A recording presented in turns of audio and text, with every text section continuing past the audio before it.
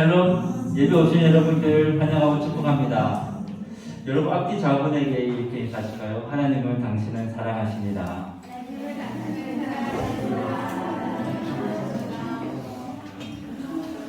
네, 이 시간 우리의 전부 되신 하나님께 예배로 나아가시겠습니다.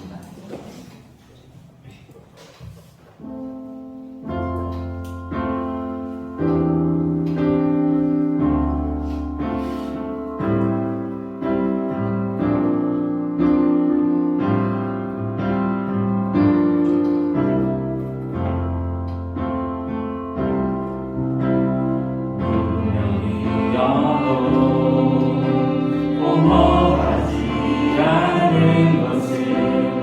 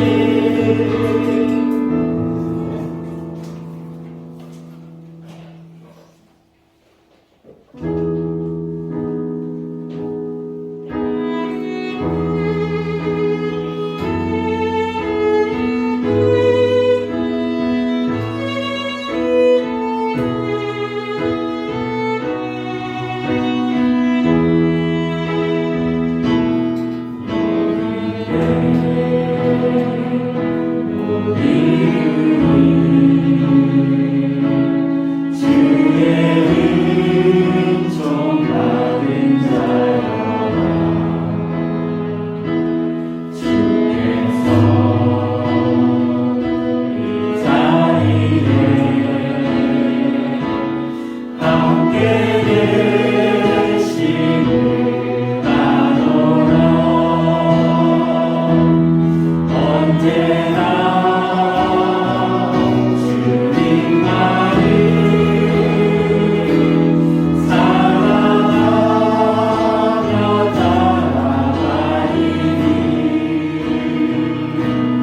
시험을 당할 때도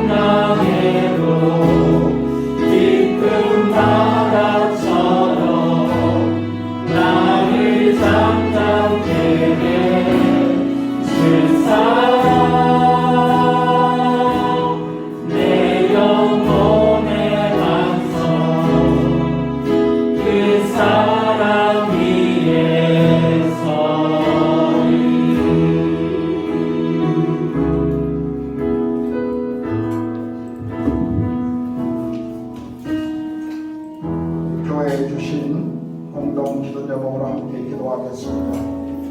예배 가운데 하나님의 영광과 인재로 충만한 예배가 되도록 기도합시다.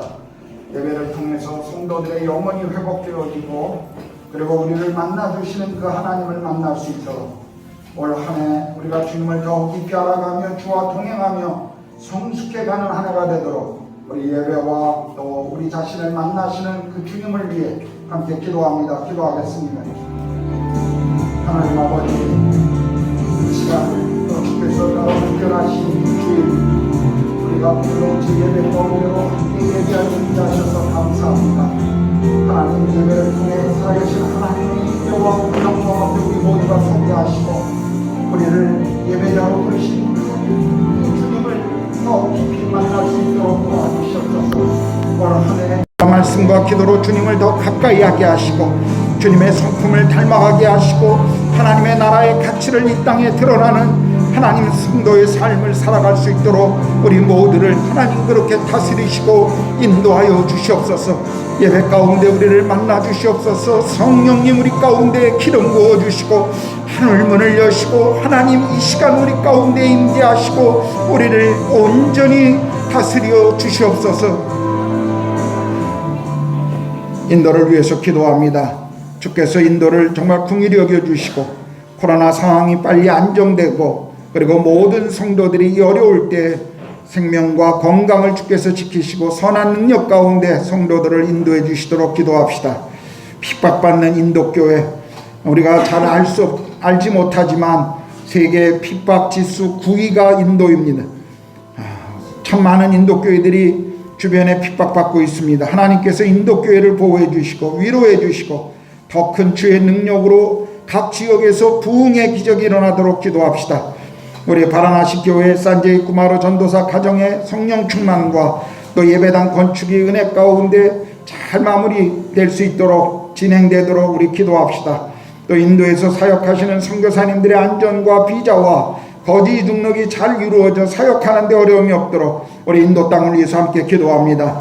하나님 아버지, 우리가 머물고 있는 이 땅을 주님 앞에 올려드립니다. 하나님 인도 땅 가운데 하나님 계속 주의 긍휼과 은혜를 베풀어 주시옵소서. 하나님 코로나 상황의 어려움 속에서도 하나님 성도들의 건강과 생명을 지키시고 하나님 날마다 우리를 주의 선한 능력 가운데 인도해 주시기를 간절히 기도합니다. 하나님 핍박받는 인도교회를 또 주님의 손에 부탁합니다. 하나님 교회마다 주께서 위로해 주시고 하나님 모든 사역자들을 지켜주시고 그리고 각 지역마다 하나님 부흥의 기적이 일어날 수 있도록 성령님 인도교회 가운데 함께하여 주시옵소서. 바라나시 교회 산제이 구마로 전도사 가정을 주께서 붙들어 주시고 하나님 그 가정을 성령 충만하게 하시고 사역의 열매가 있게 하시고 또 지금 진행되고 있는 예배당 건축의 은혜 가운데 어려움 없이 잘 진행될 수 있도록 도와주시옵소서. 인도에서 사역하시는 모든 선교사님들의 안전 그리고 비자와 사역 거주지 등록이 잘 해결되게 하셔서 하나님 이 땅에서 사역하는데 어려움이 없도록 주님 도와주시기를 원합니다. 하나님 우리가 인도 땅에 머물고 있기 때문에 이 땅에 우리를 통해 하나님의 계획과 하나님의 복이 흘러갈 수 있도록 성령님 우리를 사용하여 주시고 우리의 가정과 우리의 직장 우리의 일터를 사용하셔서 하나님께서 이 땅 가운데 하나님의 나라와 복음의 비밀이 드러나도록 성령님 그렇게 일하여 주시옵소서. 우리 우크라이나를 위해서 특별히 기도합니다. 우크라이나가 러시아의 침공을 목전에 두고 있는 가운데 하나님께서 전쟁을 막아주시도록 기도합시다. 이 일에 관계 있는 모든 정치인들이 하나님을 두려워하고 국민들을 위한 현명한 판단을 할 수 있도록 기도합시다. 우크라이나에 있는 800명의 한인들과 한국 선교사 56가정의 신변 안정을 지키시고 이 위기 상황이 오히려 우크라이나의 영적인 부흥의 계기가 될 수 있도록 그리고 우크라이나를 위해서 한번 기도합니다. 기도하겠습니다. 하나님 아버지, 하나님 러시아와 우크라이나의 그 대립으로 인하여 전쟁의 기운이 그 땅 가운데 일어나고 있습니다. 하나님 기도하기는 정말 이 전쟁을 주께서 막아주시고 하나님 평화의 주께서 하나님 이 전쟁 가운데 친히 간섭하셔서 하나님 이 전쟁의 시작이 없도록 하나님이 막아주시기를 기도합니다. 하나님 이 일에 관련이 되어 있는 모든 정치인들을 하나님께서 붙들어 주시고 그들이 정말 하나님을 두려워하며 국민들을 위한 현명한 판단을 내릴 수 있도록 하나님 그래서 무고한 사람들이 이 일로 인하여 어려움을 겪지 않도록 도와주시옵소서. 우크라이나에 있는 800명의 한인들과 또 한국 선교사 56가정을 지켜주시옵소서. 하나님 이 위기 상황이 오히려 우크라이나의 영적인 부흥의 계기가 될 수 있도록 하나님 도와주시고 이 일 속에 기도하는 모든 선교사님들 가정 자녀들을 보호하시고 그 사역을 지켜주시기를 원합니다. 우크라이나를 불쌍히 여기시고 하나님 그 땅 가운데 평화의 주님이 친히 도래하셔서 그 땅을 지키시고 그 땅 가운데 하나님의 임재로 함께하여 주시옵소서. 사람들의 마음의 두려움과 불안함을 하나님께서 위로하시고 하나님 그 땅에 하나님의 주인 되심이 온전히 드러나도록 역사하여 주시옵소서. 우리 이육진 목사 가정 인도 출국을 위한 마무리 준비들이 잘 진행돼서 인도에 입국하는데 어려움이 없도록 계속 기도합시다. 델리 NCR의 한인교회들의 아름다운 연합들 그리고 동역을 통해서 주님의 나라가 확장되도록 그리고 한인교회 목사님들 또 가정의 성령 충만함과 건강을 위해서 우리 함께 기도합시다. 또 오늘 예배에 여러분 모두가 들고 나온 각자의 기도점을 가지고 기도합니다. 기도하겠습니다. 하나님 아버지 이제 이육진 목사님 하나님 모든 서류를 한국으로 보냈습니다. 하나님 비자 받는데 어려움 없게 하시고 하나님 또 실수하지 않게 하시고 하나님 정말 비자를 잘 받고 하나님 인도에 입국하는데 어려움이 없도록 도와주시옵소서. 건강을 지켜주시고 하나님 필요한 모든 가정들 진행되어야 될 일들 마무리해야 될 일들 하나님 그런 일들을 놓치지 않도록 하나님 지혜를 주시고 신중함을 주시고 하나님 그를 돕는 모든 사람들 하나님 이 일에 진행되는데 하나님 함께하여 주시옵소서. 또 델리 NCR의 모든 한인교회들의 아름다운 연합과 동역을 위해 우리가 기도합니다. 하나님 모든 교회마다 성령께서 함께하여 주시고 하나님 강단을 축복하여 주시고 교회 속에 정말 복음의 비밀이 복음의 능력이 드러날 수 있도록 도와주시고 하나님 정말 하나님 사역하시는 모든 목사님들과 가정과 자녀들을 하나님이 축복하시고 성령으로 충만케 하여 주시고 하나님 그래서 모든 사역 위에 하나님의 기름 부으심이 함께하여 주시옵소서. 오늘 예배 가운데 우리 각자가 들고 나온 기도의 제목들이 있습니다. 주님 앞에 기대하는 소망들이 있습니다. 하나님 성도들의 기도를 주께서 들으시고 우리가 기도하는 것과 생각하는 것 그 이상으로 능히 채우실 주님이시오매 우리의 기도 가운데 하나님 역사하여 주시옵소서.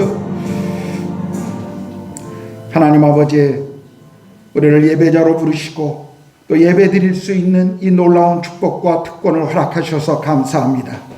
오늘 예배 가운데 하나님 친히 우리를 만나주시고 하늘 문을 여시고 하늘의 영광을 우리 가운데 임재를 우리 가운데 드러내 주시옵소서.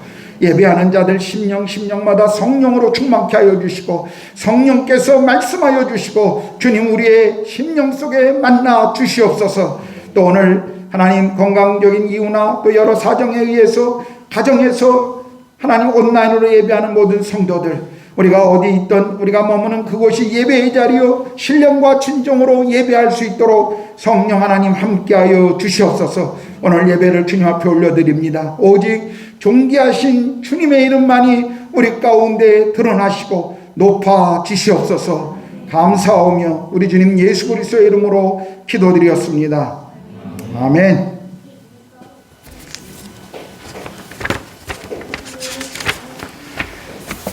오늘 함께 예배하는 우리 모든 가족들에게 주님의 은혜와 평안이 함께 하시기를 축복합니다. 코로나 오미크론 바이러스가 계속 감소하고 있지만 그래도 계속 우리가 개인적인 방역과 건강에 유의하는 것이 필요할 것입니다.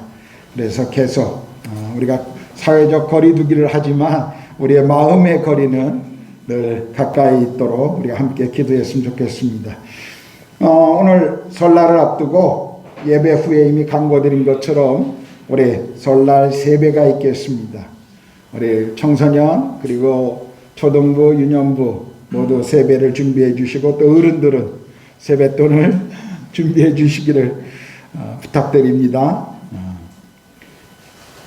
2월 8일부터 매주 화요일 연대기 성경 공부가 줌으로 시작됩니다.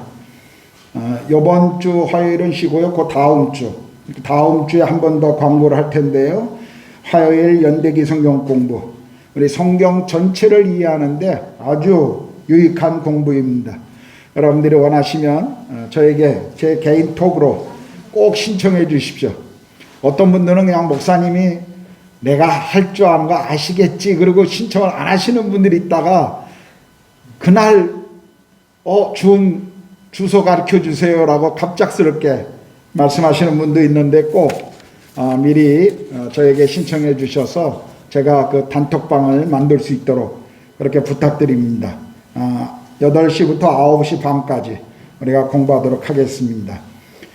주일 예배는 우리가 인터넷 사정이 별로 좋지 않아서 계속 버퍼링이 생긴다고 하는 그런 얘기가 있어서 오늘까지만 우리가 또 교회 밴드를 통해서 실시간으로 송출하고 다음 주부터는 그냥 유튜브에 채널에 올려놓겠습니다. 그래서 실시간 예배는 우리가 이번 주까지 하도록 하겠습니다. 그래서 유튜브 구르가온 한인교회 채널이나 아니면 우리 교회 홈페이지에 들어가시면 주일 오후에 늘 올려놓으니까 여러분들이 그것을 참고하시면 될 겁니다. 우리 변정민 집사, 강진아 집사 가족 어제 한국에 귀국했고요. 또 우리 손희경 집사님, 소연이, 지연이 또 잘 인도에 돌아오셨습니다. 우리 손석호 집사님 가정도 어제 인도에 입국하셨습니다. 이제 조만간 아마 모두 뵐 수 있기를 소망합니다.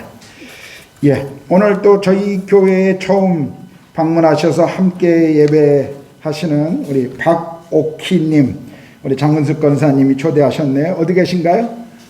저 어디에 계시네요. 환영합니다. 감사합니다. 고맙습니다. 이렇게 함께 해주셔서요. 자, 교회 앞에 제가 광고해야 될 거 혹시 놓친 것 있습니까? 없으시면 오늘 고린도전서 1장 2절 우리 권나영 자매님이 봉독해 주시겠습니다.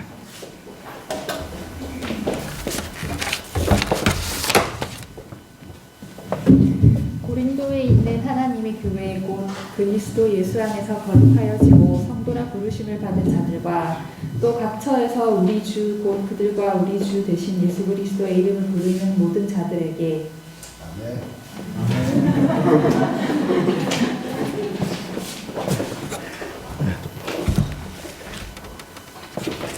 찬송가 35장 찬양하시면서 드려진 헌금 봉헌하도록 하겠습니다.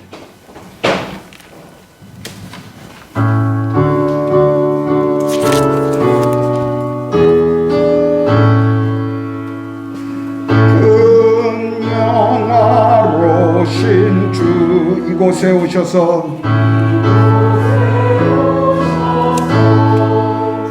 이 모인 자들로 주 백성 삼으사 그 중에 항상 계시고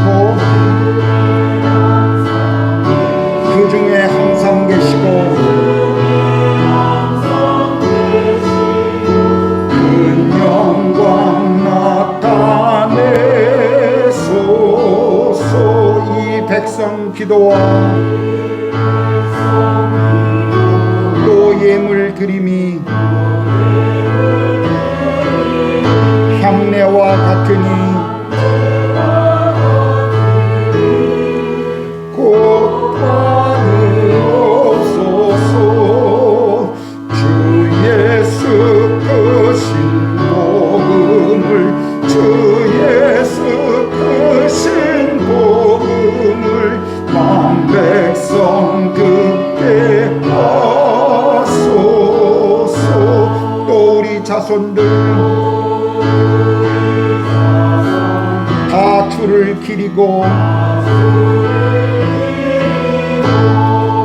저 성전돌같이 기나게 하소서.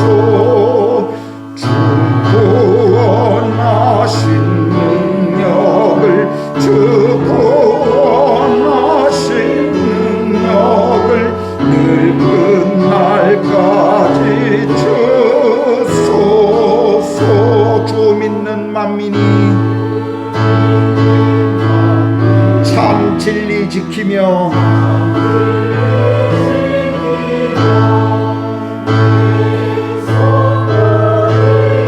주 찬송하다가 저 천국 보좌 앞에서 저 천국 보좌 앞에서 늘 찬송하게 하소서.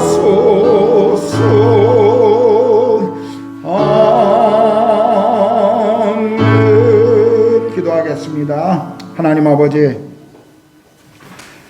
오늘 또 예배 가운데 하나님이 우리 가운데 주신 것 중에 일부를 하나님 나라와 교회의 필요와 또 이 땅의 선교와 가난한 자들을 위하여 헌금으로 주께 드립니다. 이 물질이 사용되어지는 곳에 하나님 함께 하셔서 하나님의 영광이 그리고 복음의 비밀이 이 물질 가운데 드러나도록 하나님 이 물질을 사용해 주시옵소서. 물질을 관리하는 모든 이들을 하나님 정직함과 투명함으로 하나님께 드려진 헌금을 잘 관리할 수 있도록 하나님 또 지혜를 주시옵소서. 헌금을 드리는 모든 손길 가운데 주께서 복의 복을 더하시고 물질 때문에 유혹받거나 어려움이 없게 하시고 늘 우리가 부하던 가난하던 우리 삶의 주인이 하나님이심을 고백하며 주께서 우리를 부르신 그 믿음의 길을 신실하게 걸어갈 수 있도록 하나님 도와주시옵소서. 이제 우리가 또 주의 말씀을 듣기를 원합니다. 주일학교에서 말씀을 듣는 우리 어린 자녀들 그리고 이 자리에서 말씀을 듣는 모든 장년에 이르기까지 성령 하나님께서 우리 눈을 열고 귀를 열고 우리의 심령을 열어 주의 말씀 앞에 응답하게 하여 주시옵소서. 감사합니다. 주님을 찬양합니다. 우리 주님 예수 그리스도의 이름으로 기도드렸습니다. 아멘.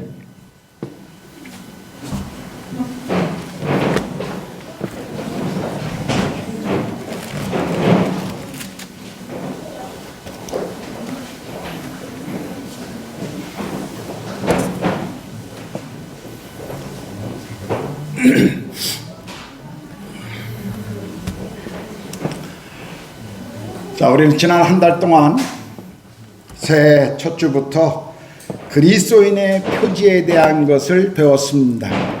경주자, 군인, 건축가, 나그네, 오늘은 성도입니다. 성경은 우리 그리스도인들을 향하여 성도라고 부르고 있습니다. 바울은 로마에 편지를 보내면서 로마에서 하나님의 사랑하심을 받고 성도로 부르심을 받은 모든 자에게라고 표현합니다. 에베소 교회에 보낸 그 편지에도 하나님의 뜻으로 말미암아 그리스도 예수의 사도된 바울은 에베소에 있는 성도들과라고 쓰고 있습니다. 그는 각 지역에 있는 교회들에게 편지를 보낼 때마다 그곳에 있는 그리스도인들을 향하여 성도라고 표현하고 있는 것입니다. 성도는 헬라어로 하기오스라고 하는 단어입니다. 거룩한 자들이라고 하는 의미를 가진 그런 단어이죠. 킹제임스 버전은 이 영어 성경은 이 하기오스라고 하는 헬라어 단어를 세인트라고 번역했습니다. 또 현대적으로 번역된 NIV 영어 성경에 보면 홀리라고 번역했죠. 우리말 성경은 한자어를 그냥 따와서 성도라고 이 단어를 번역했는데 말 그대로 하면 거룩한 무리라고 하는 의미입니다. 성경에서 거룩이라는 이 단어는 구별되었다라고 하는 의미를 가지고 있습니다. 죄가 없다라는 말이 아닙니다. 이 단어에 대한 오해가 없으셔야 합니다. 죄가 없다라는 말이 아니라 구별되어 바쳐졌다라는 뜻입니다. 구약 성경에 우리가 성전에서 제물을 드릴 때를 여러분 생각해 보시면 쉽게 이해하실 것입니다. 제물을 드리는 어떤 양을 선택했을 때 그 양이 거룩해서 선택한 것이 아니라 하나님 앞에 드려지도록 선택되었던 양이기 때문에 그 양은 거룩한 제물이 되는 것입니다. 그러므로 그리스도인들은 세상으로부터 부름받아서 하나님께 속한 백성이다라고 하는 의미에서 구별된 사람들, 성도라고 불리워진 것입니다. 그런데 이 단어에 대한 오해가 좀 있습니다. 어떤 이들은 성도, 거룩한 무리들 이런 표현을 들을 때마다 나와 관계없는, 나와는 상관없는, 마치 나와는 다른 고결한 삶을 사는 사람들처럼 느껴져서 이 거리감을 느끼기도 합니다. 그래서 당신은 그리스도인입니까? 라고 질문하면 예 라고 대답하는 많은 분들이 당신은 성도입니까? 라고 물어보면 주저하면서 내가 성도인가? 라고 고개를 갸우뚱하는 그런 많은 분들이 또 교회 안에 계십니다. 때로는 남들보다 더 착하고 선량한 사람을 존경하는 의미로 그 사람은 성자 같아 라고 표현하기도 하죠. 이런 잘못된 표현들이 오늘날 교회 안에서 이 성도라고 하는 말의 의미를 잘못 이해하도록 만들고 있습니다. 그래서 우리는 성경이 말씀하시는 성도의 의미가 무엇인지를 제대로 이해할 필요가 있는 것입니다.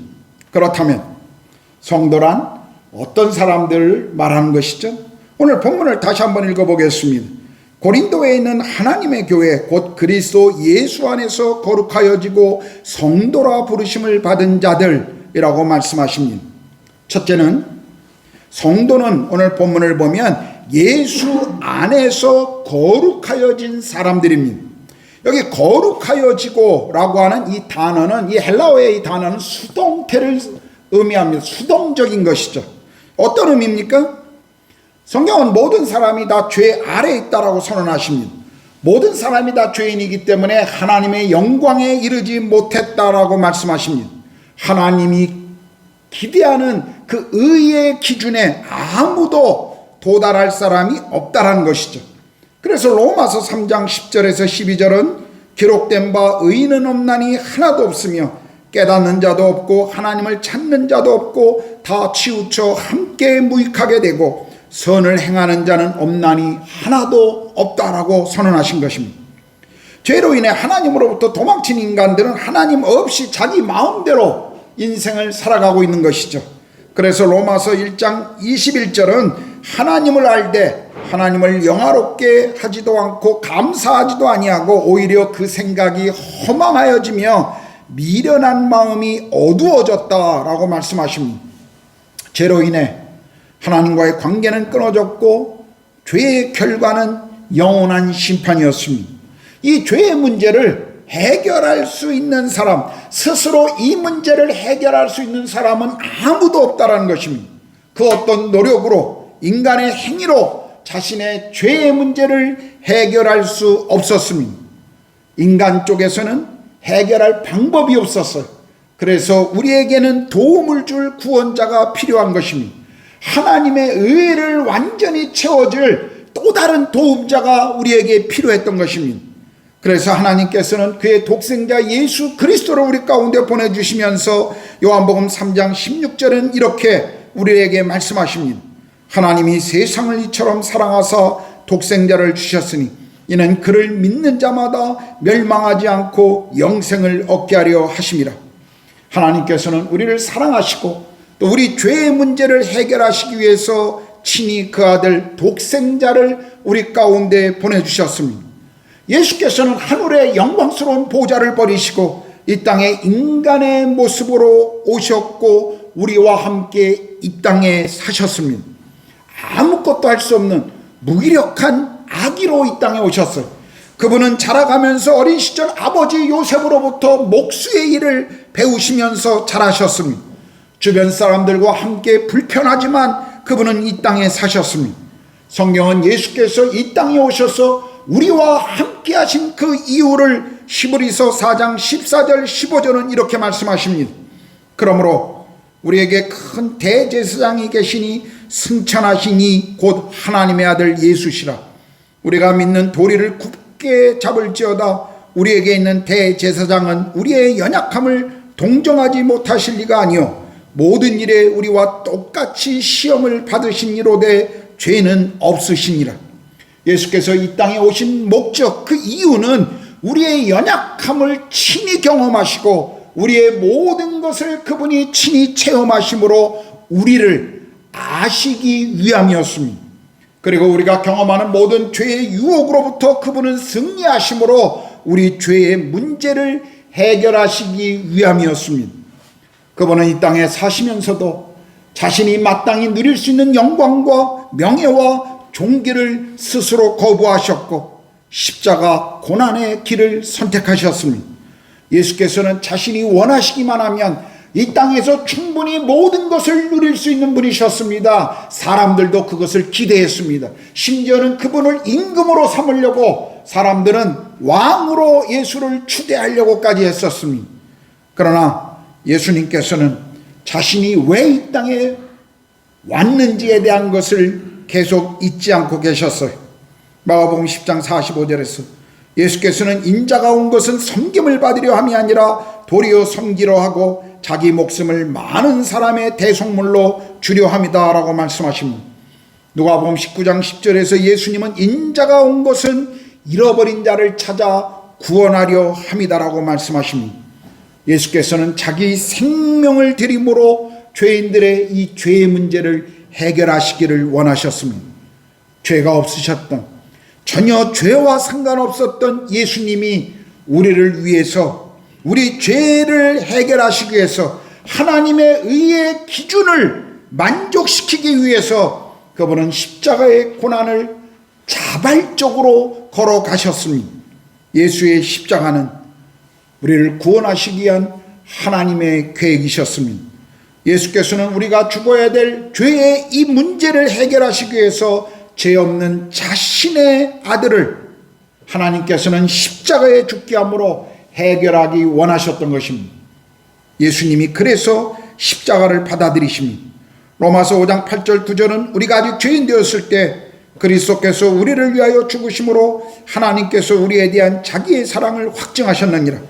그러면 이제 우리가 그의 피로 말미암아 의롭다 하심을 받았으니 더욱 그로 말미암아 진노하심에서 구원을 받을 거니라고 말씀하시죠. 십자가는 우리를 향한 하나님의 사랑의 증거였습니다. 우리는 그분이 흘려주신 보배로운 피로 인해 죄로부터 구원받을 수가 있었습니다. 그런데 십자가, 그 죽음 여기서 끝이 아니었습니다. 예수께서는 십자가에 죽으신 이후 3일 만에 다시 부활하셨습니다. 그분은 육체로 부활하심으로 우리에게 부활에 대해서 보여주셨고 죽음이 끝이 아니라는 것, 그리고 우리가 어느 날 그리스도와 함께 우리의 육체도 동일하게 부활할 것이라는 것을 우리에게 확인시켜 주셨습니다. 인간이 가장 두려워하고 그리고 인간의 삶을 가장 두렵게 묻고 있는 이 죽음의 문제를 그리스도께서는 부활하심으로 우리에게 소망을, 그리고 우리에게 동일한 믿음을 주셨던 것입니다. 로마서 4장 25절은 예수는 우리가 범죄한 것 때문에 내줌이 되고 또한 우리를 의롭다 하시기 위하여 살아나셨다라고 말씀하죠. 우리는 예수 그리스도 안에서 죄의 문제가 해결되었습니다. 하나님 앞에서 의롭다함을 얻었기에 이제는 구별된 거룩한 존재가 된 것입니다. 내가 할 수 있는 어떤 노력이나 행위, 수고가 아니었습니다. 그분의 십자가와 부활을 믿는 그 믿음이 우리를 하나님 앞에 담대하게 서게 한 것입니다. 이것이 성경이 말하는 은혜입니다. 받을 자격이 없는 사람이 받는 것, 바로 그것이 은혜였습니다. 바로 이것입니다. 바로 이것이 오늘 우리에게 강조하는 거예요. 예수 안에서 내가 거룩해졌다는 것, 그 의미가 바로 이것입니다. 내가 무엇을 해서 얻은 것이 아니라 전적으로 하나님이 하신 일의 결과라는 것이에요. 여러분, 성도가 된다는 것, 그것은 우리가 예수 믿고 열심히 도를 닦고 경건의 훈련을 많이 쌓아서 평범한 사람들이 도달하지 못할 어떤 도덕적 경지에 도달한 사람들이 받는 이름이 아닙니다. 또 성도라는 것은 더 이상 죄를 짓지 않는다는 말도 아니에요. 우리가 뭔가 잘났기 때문에 구별된 것도 아니죠. 다른 사람들보다 윤리적으로나 도덕적으로 더 깨끗하기 때문에 구별된 사람이 아닙니다. 성경은 우리가 구별된 것은 하나님에 의해서 무조건적인 그분의 선택으로 우리가 구별된 성도로 부름받았다라는 것을 성경은 우리에게 증언해주고 있습니다. 성도는 예수 안에서 구별된 사람을 가리킵니다. 이것이 성도의 첫 번째 중요한 의미입니다. 자, 두 번째, 성도는 부르심을 받은 사람들이에요. 오늘 본문에도 성도로 부르심을 받은이라고 말하고 있지 않습니까? 이 부르심을 받았다라는 것 똑같은 수동태입니다. 이 말의 의미는 내가 주체가 아니라는 것이에요. 나를 부르신 분이 계신다는 것입니다. 바로 하나님이시죠. 로마서 1장 7절에도 로마에서 하나님의 사랑하심을 받고 성도로 부르심을 받은 모든 자에게 라고 바울은 이렇게 표현하면서 그리스도인들을 성도로 부르심을 받은 자들이다 라고 지금 기록하고 있는 것이죠. 하나님께서는 우리가 알고 있는 것처럼 모든 사람들이 구원받기를 원하십니다. 이 일을 위해서 예수께서 이 땅에 오셨고 그분이 모든 우리가 구원받아야 될 조건들을 완성하셨습니다. 그리고 죄인들을 부르십니다. 그런데 우리가 그분의 부르심에 응답하기에 전제 조건들이 있어요. 그 부르심에 응답하기 위해서 우리에게 있는 전제 조건이 있습니다. 종종 대사관에서 어떤 국가적인 행사를 치를 때 초청하는 사람들에게 이 초청장을 보내주죠. 그 초청장을 보낼 때마다 꼭 거기에 하나 기록되어 있는 게 있습니다. 드레스 코드는 어떻게 하라 라는 것이 거기 나옵니다. 정장을 입고 오든지 아니면 전통적인 어떤 옷을 입어도 되고 아니면 자유롭게 입고 오라고. 저도 그 초청장을 받았는데 때로는 드레스 코드에 대한 말이 없으면 영사과에 전화해서 확인합니다. 이번 모임에는 어떤 옷입니까? 드레스 코드는 뭡니까? 영사과에 일하시는 분들이 이제 알려주세요. 그냥 편하게 입고 오시면 됩니다. 그러면 그냥 저도 편하게 세미 정장 정도로 가고 이번 모임에는 어떤 정장을 좀 그럼 위아래 같은 색깔에 그래도 나름의 어떤 이런 예식에 맞는 옷을 입고 가기도 하죠. 우리가 어떤 좋은 레스토랑이나 또 어떤 오페라나 이런 음악회 갈 때도 격식 있는 옷을 요구합니다. 제가 카자흐스탄에서 선교사로 사역할 때 카자흐스탄의 문화가 적어도 일반적인 문화가 한국보다 아주 높아요. 그래서 오페라나 발레나 이런 음악회들이 자주 열립니다. 이 러시아의 영향을 받아서 굉장히 많은. 저는 오페라를 좋아하고 발레를 좋아해서 이렇게 가끔 구경 갔는데 제가 첫 번째 구경 갔던 날 잊지를 못합니다. 그래도 나름 세미 정장으로 제가 넥타이를 메고 그렇게 입고 갔어요. 근데 바지와 옷도리의 색깔이 달랐습니다. 정문에 들어가는데 표를 받는 그 여자가 저를 들어갈 수 없다라고 합니다. 이렇게 입고 오면 들어갈 수 없다라고. 제가 속으로 한편으로는 되게 까탈스럽게 하네. 그런데 내가 외국인이기 때문에 오늘은 내가 특별히 봐주는데 다음부터 이렇게 오면 못 들어간다. 그래서 제가 속으로 참 되게 생색나네. 그러고 들어갔습니다. 근데 중간 한 막이 끝나고 중간에 쉬어서 다 로비로 이렇게 나오는데 제가 정말 부끄러웠어요. 여자들은 전부 드레스에 남자들은 턱시도와 같은 옷들을 다 입고 왔더라고요.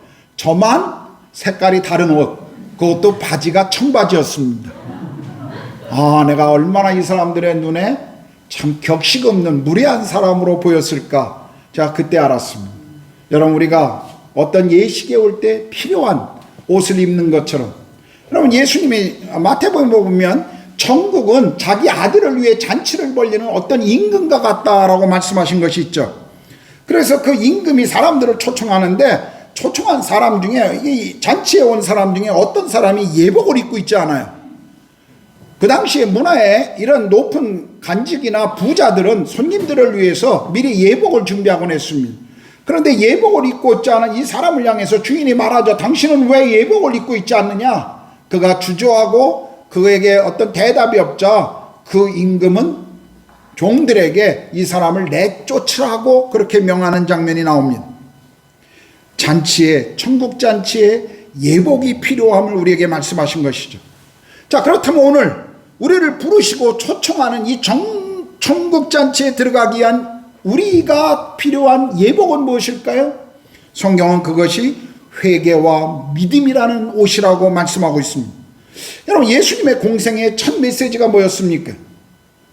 회개하라, 천국이 가까웠노랍니다. 여러분, 오순절날 베드로의 첫 설교를 들은 사람들이 우리가 어찌할꼬 라고 외치자 베드로는 이렇게 말하죠. 너희가 회개하여 각각 예수 그리스도의 이름으로 침례를 받고 죄사함을 받으라. 각각 회개하고 라고 말하고 있습니다.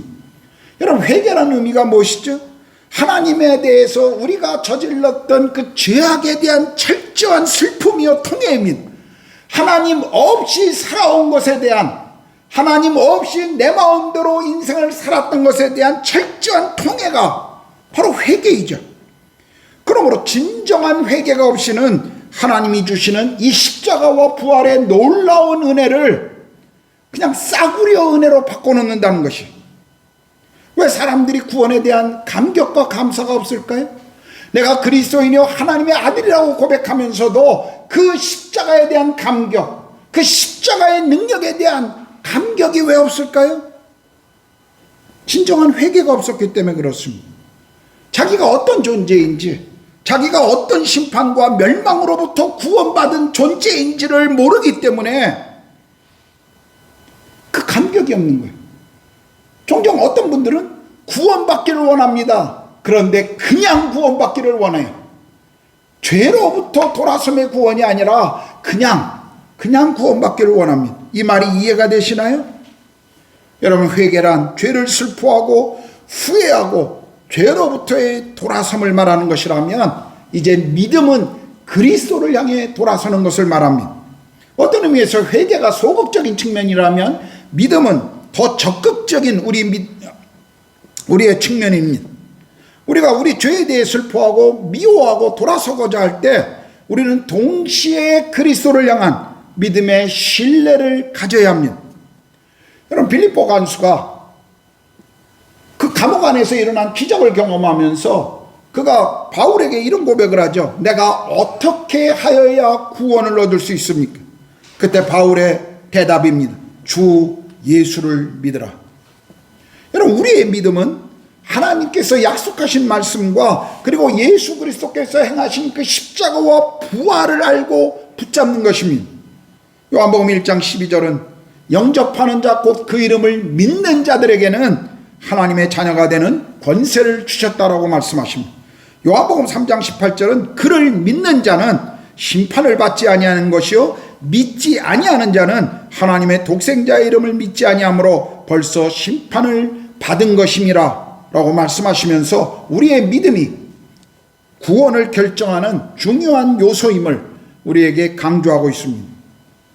그런데 우리가 오해하지 말아야 될 것, 우리가 알아야 할 것은 그리스도를 향한 믿음은 우리가 갖는 어떤 깨달음, 우리가 갖는 어떤 행위로 되어지는 것이 아니라는 것입니다.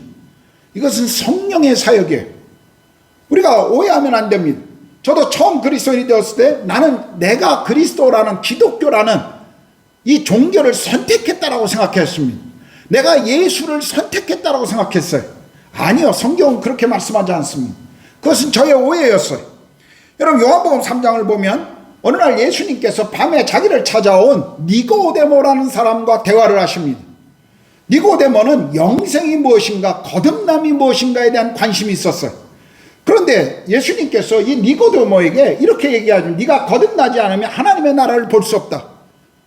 니고데모는요, 율법을 가르치는 선생이었습니다. 바리새인이었어요. 당시에 존경받던 종교인이었어요. 그런데도 그는 주께서 하신 이 말씀을 이해할 수가 없었습니다. 그래서 그는 이런 엉뚱한 얘기를 해요. 내가 어머니 뱃속에 들어갔다가 다시 태어나야 합니까? 번어게인에 대한 이 거듭남에 대한 예수님의 메시지를 그는 그렇게 육체적으로 이해한 것입니다. 그래서 예수님이 말씀하셨죠. 사람이 물과 성령으로 나지 아니하면 하나님의 나라에 들어갈 수 없느니라. 디도서 3장 5절에 이렇게 말씀하십니다. 우리를 구원하시되 우리가 행한 바 의로운 행위로 말미암지 아니하고 오직 그의 궁휼하심을 따라 중생의 씻음과 성령의 새롭게 하심으로 하셨나니.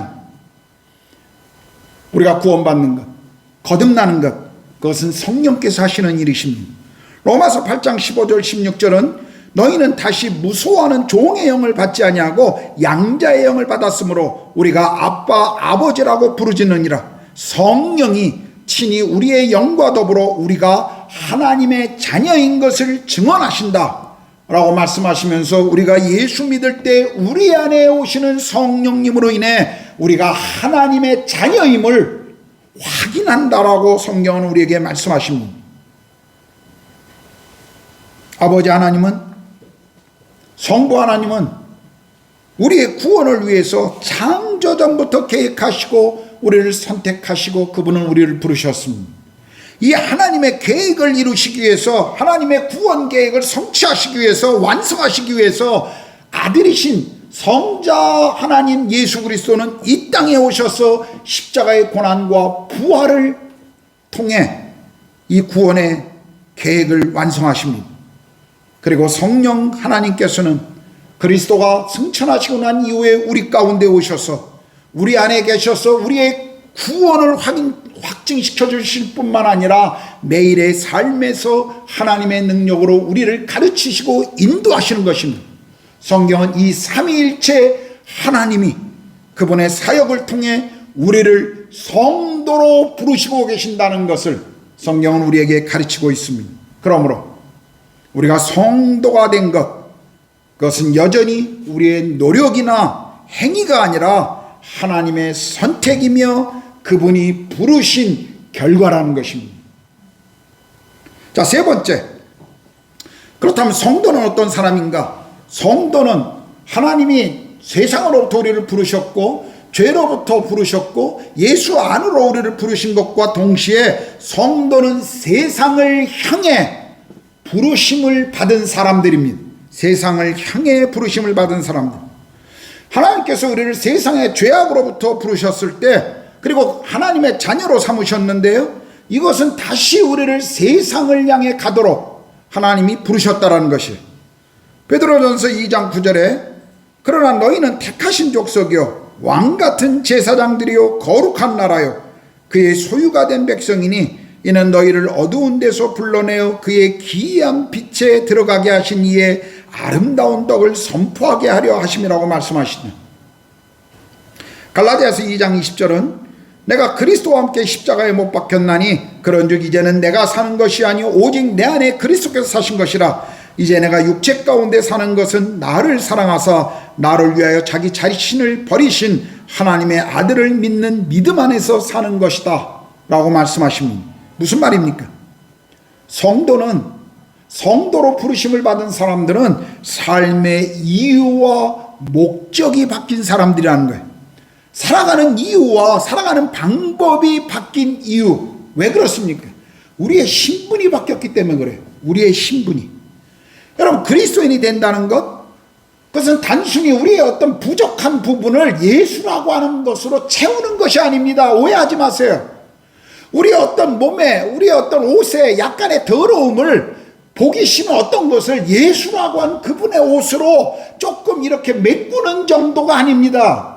성경은 우리가 그리스도인이 된다는 것은 예수 그분의 옷으로 완전히 갈아입는 우리의 신분이 완전히 변화된 것을 우리에게 말씀하고 있습니다. 우리는 영원히 멸망받아야 할 죄인에서 하나님의 자녀로, 하나님 나라 백성으로 완전히 새로 태어난 사람들입니다. 우리의 신분이 바뀌었고 그리고 우리의 시민권이 바뀌었습니다. 그러므로 우리는 이 땅에 살아가면서 하나님의 자녀로 우리가 속한 하나님 나라의 가치로 살아가야 한다는 것입니다. 자기가 속한, 자기가 가진 시민권, 그것에 맞춰서 사람들은 살아갑니다. 제 친구가 이스라엘에 선교사로 갔습니다. 30년을 넘게 이스라엘에 살고 사역하고 있습니다. 재미난 것은 이 친구가 시민권을 갖고 난 다음에 아들과 딸이 있는데 2명의 자녀가 있는데 이스라엘의 시민권을 가지니까 그 이스라엘의 법대로 그 아들과 딸이 다 군대에 가서 군복무를 마쳤습니다.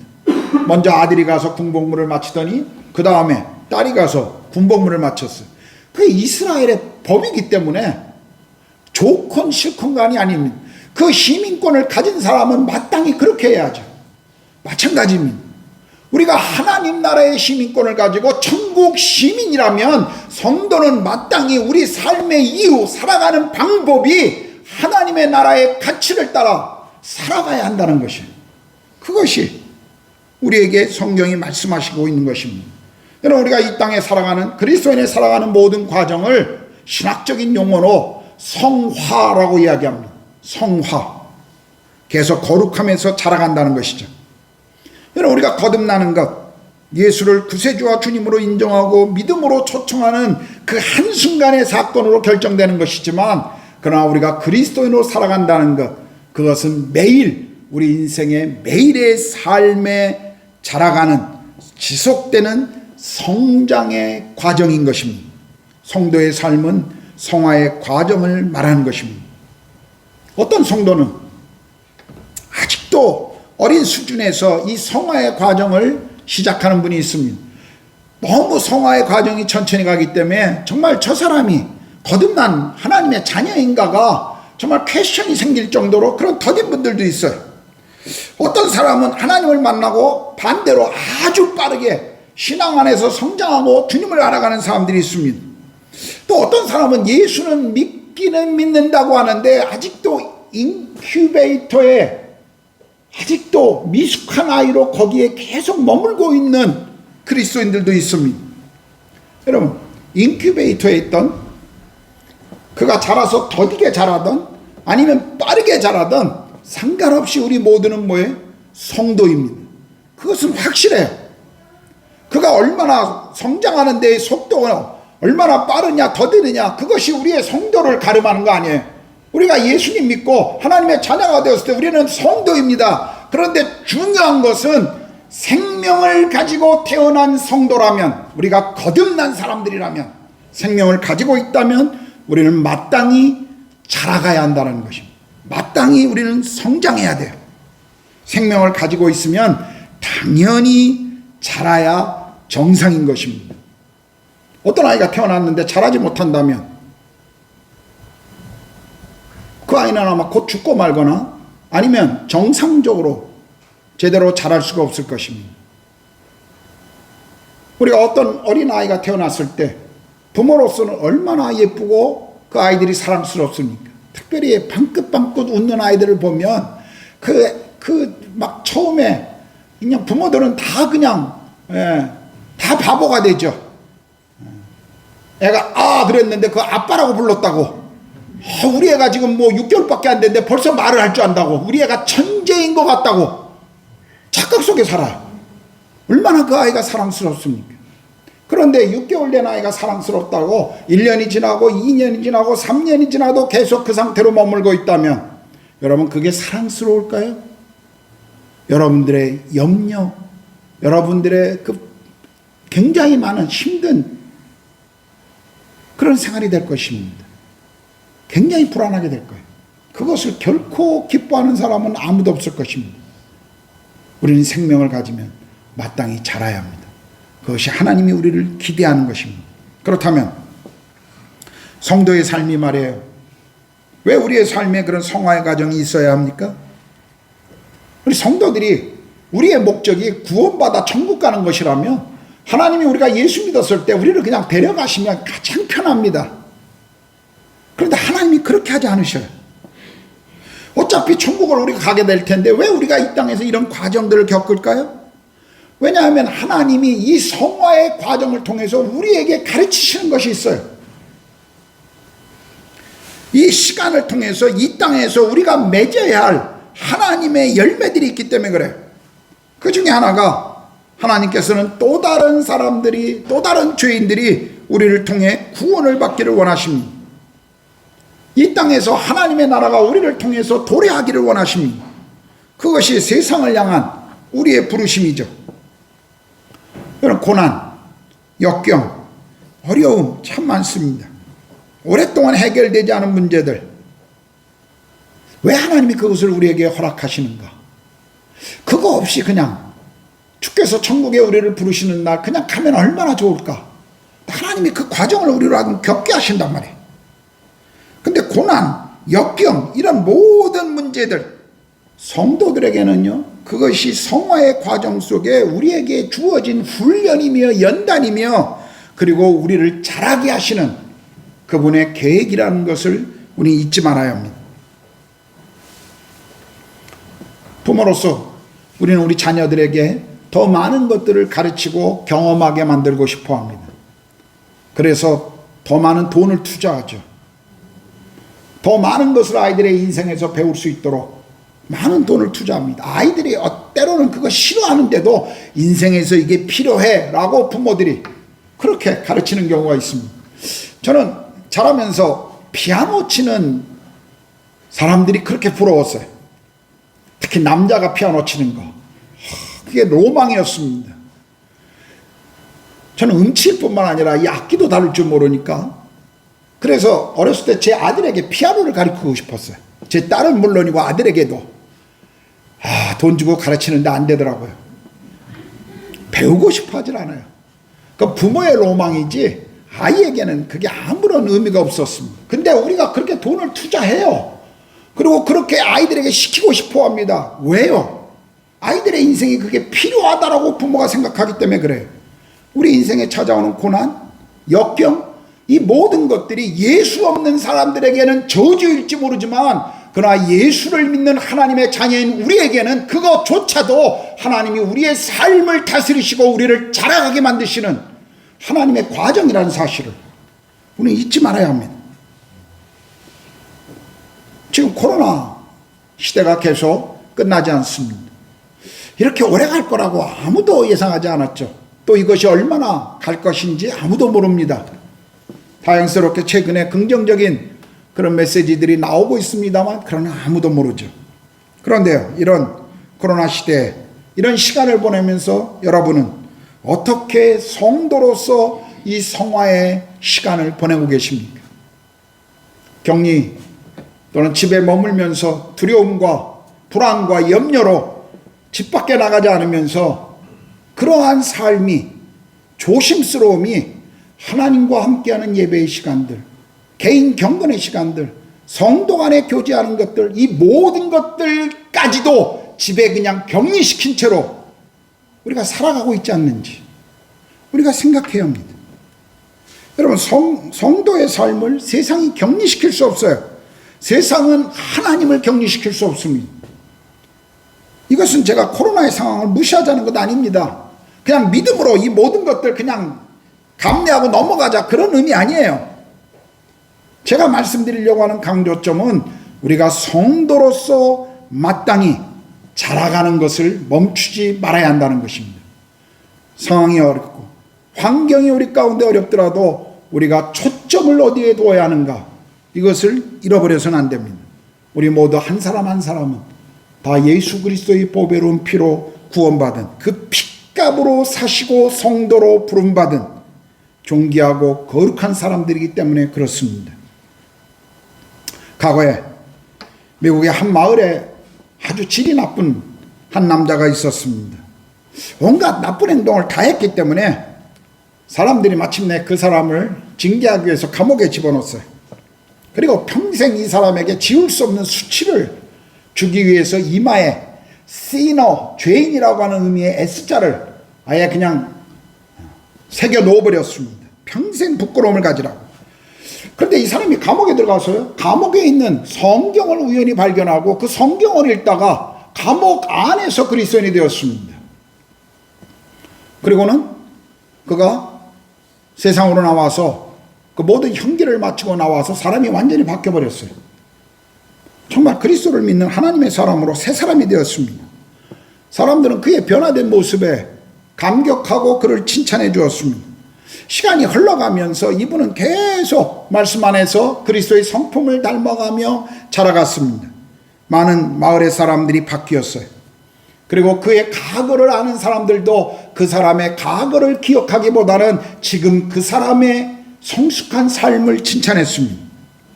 어느 날 한 아이가 자기 어머니에게 이렇게 질문했습니다. 엄마, 저 아저씨 이마에 있는 S는 무슨 의미야? 왜 저 아저씨는 여기에 S가 있어? 엄마가 이렇게 자기 아들에게 답변해 줍니다. 저 아저씨의 이마의 S는 세인트, 거룩한 사람이라고 하는 첫 글자 S를 의미하는 거야. 여러분, 이것은 사실 우리 그리스도인들의 이야기여야 합니다. 우리는 죄인에서 성도로 변화된 사람들입니다. 우리는 구별된 사람들입니다. 우리는 구별된 거룩한 하나님의 백성인 성도입니다. 설교를 마치면서 저는 여러분에게 묻습니다. 여러분은 회개하고 예수를 믿음으로 성도가 되셨습니까? 그리고 성도로서 구별된 삶을 살아가고 계십니까? 기도하겠습니다.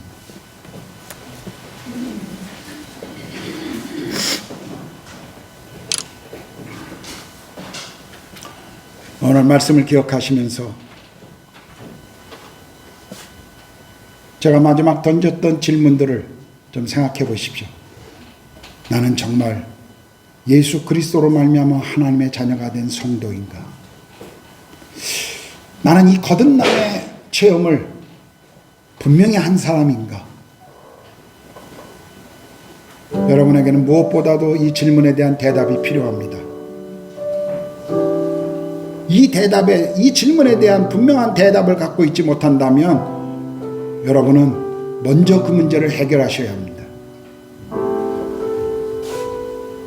그리스도의 십자가와 부활을 바라보셔야 합니다. 성령님, 저를 찾아주시고 저를 만나주시고 저에게 분명한 이 복음을 깨닫고 예수 그리스도가 내 개인의 구세주 주님이라는 것을 고백하게 하시고 죄로부터 돌아서고 죄를 미워하고 하나님을 향해서 돌아서는 인생의 결단을 갖기를 원합니다. 그 결정을 내리기를 원합니다.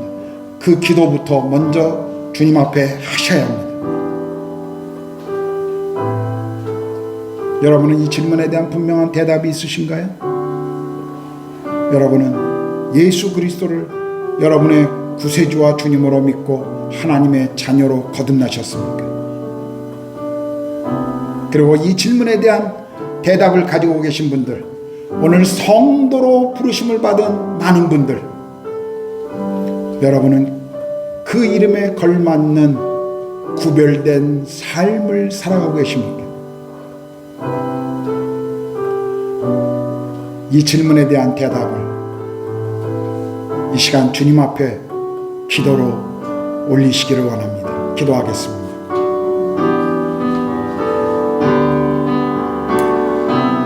하나님, 정말 우리 교회의 모든 믿음의 가족들 속에 성도의 삶이 무엇인지를 분명히 알게 하시고 예수 안에서 거룩해지고 하나님의 부르심에 대한 이 고백이 있는 성도들의 삶이 되도록 하나님 도와주시옵소서. 분명히 구원에 대한 믿음과 그 확신을 갖게 하시고 우리가 그리스도 안에서 주님을 닮아가며 하나님 나라의 가치로 살아가는 성도의 삶이 되도록 하나님 우리를 그렇게 인도하여 주시옵소서.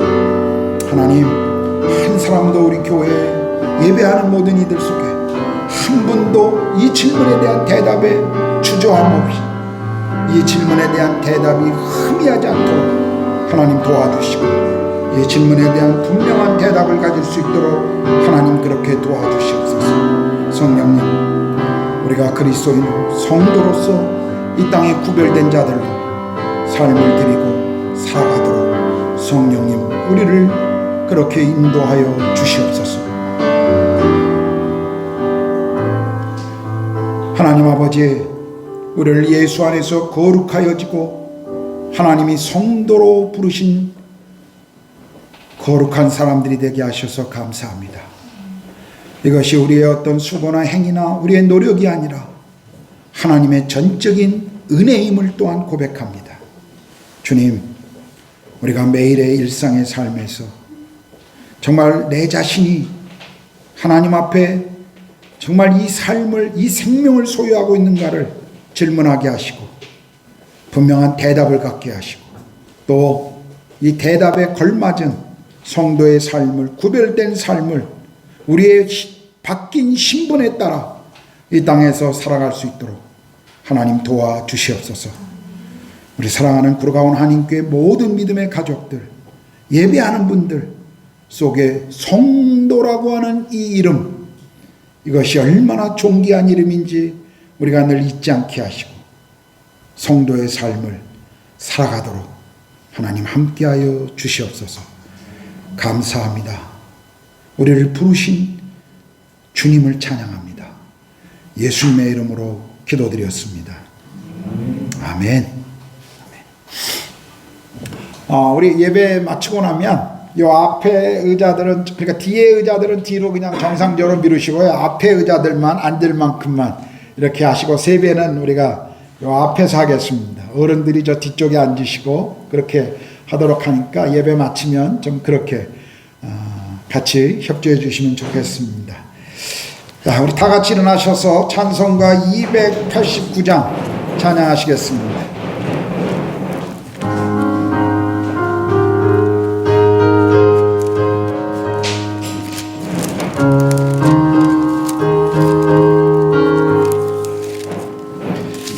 예수 내 맘에 들어와 계시는 변하여 새 사람 되고, 내가 늘 바라던 참빛을 찾은 너, 주 예수 내 맘에 오심. 주 예수 내 맘에 오심. 주 예수 내 맘에 오심. 물밀듯 내 맘에 기쁨이 넘치는 주 예수 내 맘에 오심. 주 예수 내 맘에 들어와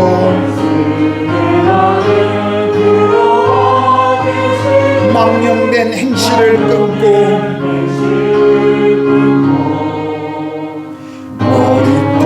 머리털보다도 더 많던 내 죄가 눈보다 더 희어졌네. 주 예수 내 맘에 오심. 주 예수 내 맘에 오심.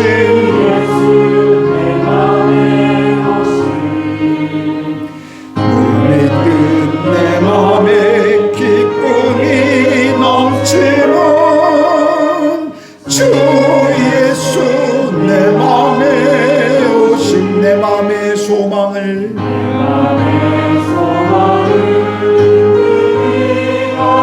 주 예수 내 맘에 오심. 의심의 구름이 사라져 버림도 주 예수 내 맘에 오심. 주 예수 내 맘에 오심. 주 예수 내 맘에 오심. 물밀듯 내 맘에 기쁨이 넘치는 주 예수 내 맘에 오심. 사망의 음침한 골짜기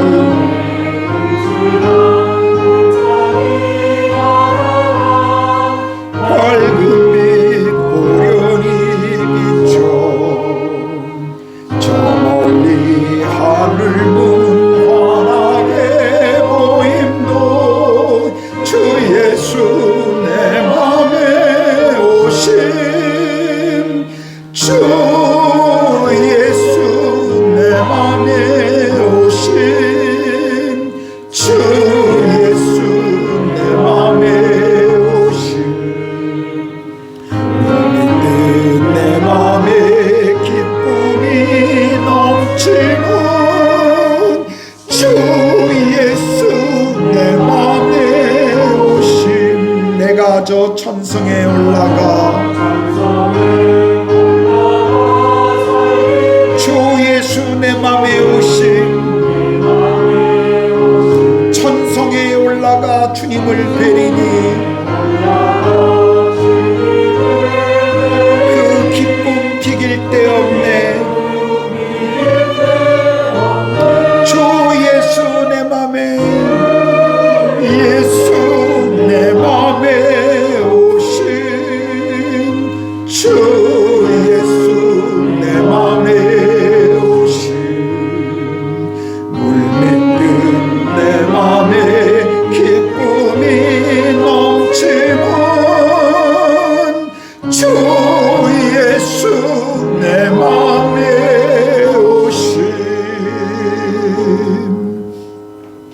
그렇습니다, 주님.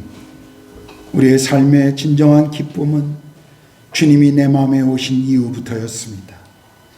주님이 우리 인생의 기쁨이시고 우리 삶의 전부이시고 우리 삶의 소망이십니다. 그 주님과 한 주간 또 평생의 삶에 함께하며 동행하며 자라가기를 원합니다. 지금은 우리 주 예수 그리스도의 은혜와 하나님의 크신 사랑하심과 성령의 내주하시고 교제케 하심이 또 안주 우리를 부르신 예배의 자리로 나아가는 사랑하는 구르가온 한인교회 모든 성도들의 머리 위에 우리 아이들과 산업 위에 그리고 인도 땅에서 하나님 나라와 복음을 위해 삶을 드리고 계시는 모든 선교사님들과 그 사역의 열매 위에 이제로부터 영원토록 함께 하시기를 간절히 축원하옵나이다. 아멘.